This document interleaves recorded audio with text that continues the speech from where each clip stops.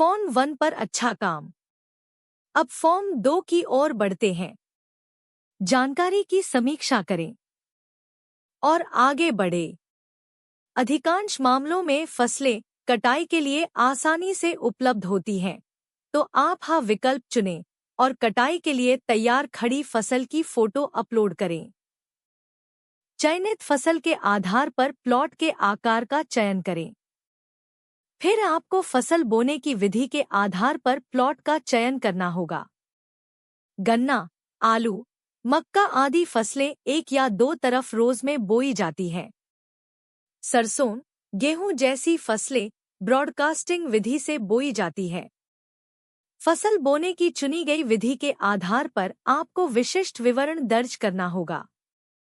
उदाहरण के लिए, यदि आप ब्रॉडकास्टिंग विधि चुनते हैं, तो आपको ऐप को यह बताना होगा कि चयनित भूमि की दक्षिण पश्चिम कोने से लंबाई कितने कदमों में मापी गई है और दक्षिण पश्चिम कोने से चौड़ाई कितने कदमों में मापी गई है। चयनित फील्ड की लंबाई और चौड़ाई को कदमों में मापने के बाद फिर एप्लीकेशन लंबाई और चौड़ाई की ऑटोमेटिक गणना करेगा और रैंडम संख्याएं निर्दिष्ट करेगा। जब आप आवश्यक विवरण दर्ज करें, तो उन्हें सहेजे के लिए प्रस्तुत करें बटन पर क्लिक करें। जानकारी की समीक्षा और अपडेट करने के लिए आप प्लॉट चयन डेटा संपादित करें बटन पर क्लिक करके दर्ज किए गए डेटा को एडिट कर सकते हैं। फसल के प्रकार का चयन करें। चयनित फसल शुद्ध फसल है या मिश्रण फसल है। दर्ज की गई जानकारी को सहेजें और आगे बढ़े। इसके बाद आपको चुनी गई फसल की जानकारी दर्ज करनी होगी। पहले फसल की किस्म चुनें, फिर चुनी गई फसल की गुणवत्ता चुनें। यदि जैविक कृषि पद्धतियों का उपयोग नहीं किया जाता है तो नहीं चुनें। आपको कटी हुई फसल की एक फोटो भी अपलोड करनी होगी। अब सबसे महत्वपूर्ण कदम आता है। चारे के बिना सिर्फ दाने का वजन किलोग्राम में सावधानीपूर्वक दर्ज करें। इस बात का ध्यान रखें कि चारे के बिना फसल की ओर तराजू के वजन की क्लियर फोटो अपलोड करें। अब आपको यह चुनना होगा कि प्रयोग की निगरानी किसके द्वारा की गई थी। पर्यवेक्षण न होने की स्थिति में कोई नहीं चुने। आप निरीक्षण प्राधिकारी की जानकारी भी जोड़ सकते हैं। फॉर्म सबमिट करने से पहले आप पूर्वावलोकन बटन पर क्लिक करके भरी गई जानकारी की समीक्षा कर सकते हैं। इससे आप किसी भी भरी गई जानकारी को सबमिट करने से पहले अपडेट कर सकेंगे। फॉर्म सबमिट करने से पहले आप ड्राफ्ट सहजे बटन पर भी क्लिक कर सकते हैं, तो फॉर्म ड्राफ्ट के रूप में सहेजा जाएगा।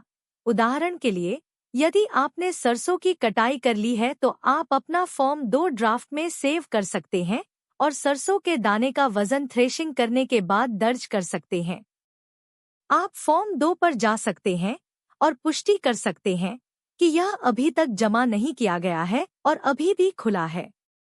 आप फॉर्म 2 पर क्लिक कर सकते हैं और देख सकते हैं कि सहेजा गया डेटा प्रदर्शित हो रहा है। और जब आप हर चीज से खुश हो जाएं, तो फॉर्म सबमिट कर सकते हैं। सफलतापूर्वक फॉर्म 2 जमा करने पर आपको फॉर्म 2 टैब के आगे चेक मार्क दिखाई देगा। किसी भी कारण से यदि फॉर्म 2 जमा करते समय आपके फोन पर नेटवर्क कनेक्टिविटी उपलब्ध नहीं है, तो फॉर्म सबमिट करने पर ड्राफ्ट के रूप में खुद ब खुद सहेजा जाएगा, जिसे इंटरनेट के वापस आने पर जमा किया जा सकता है। ऊपरी बाएं कोने पर 3 पंक्तियों वाले आइकन पर जाएं और सिंक विकल्प पर क्लिक करें। सहेजे गए फॉर्म ऐप के सिंक सेक्शन में उपलब्ध होंगे। लाल रंग से प्रदर्शित पेंडिंग फॉर्म 2 पर क्लिक करें और फॉर्म 2 का डेटा सफलतापूर्वक सिंक्रनाइज करें। आप फॉर्म 2 के हरे रंग के टैब और चेक मार्क को देखकर कंफर्म कर सकते हैं कि फॉर्म 2 सबमिट हो गया है। आप फॉर्म 2 की जानकारी की PDF कॉपी डाउनलोड भी कर सकते हैं। बहुत अच्छे। फॉर्म 2 सफलतापूर्वक भरने पर बढ़िया काम। अब फॉर्म 3 की जानकारी की समीक्षा करें और आगे बढ़े। फॉर्म 2 में दर्ज किए दाने के वजन की समीक्षा करें।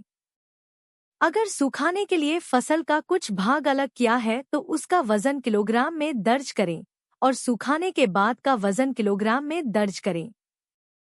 किसी भी कारण से यदि फॉर्म 3 जमा करते समय आपके फोन पर नेटवर्क कनेक्टिविटी उपलब्ध नहीं है तो फॉर्म सबमिट करने पर ड्राफ्ट के रूप में खुद ब खुद सहजा जाएगा, जिसे इंटरनेट के वापस आने पर जमा किया जा सकता है। ऊपरी बाएं कोने पर 3 पंक्तियों वाले आइकन पर जाएं और सिंक विकल्प पर क्लिक करें। सहेजे गए फॉर्म ऐप के सिंक सेक्शन में उपलब्ध होंगे।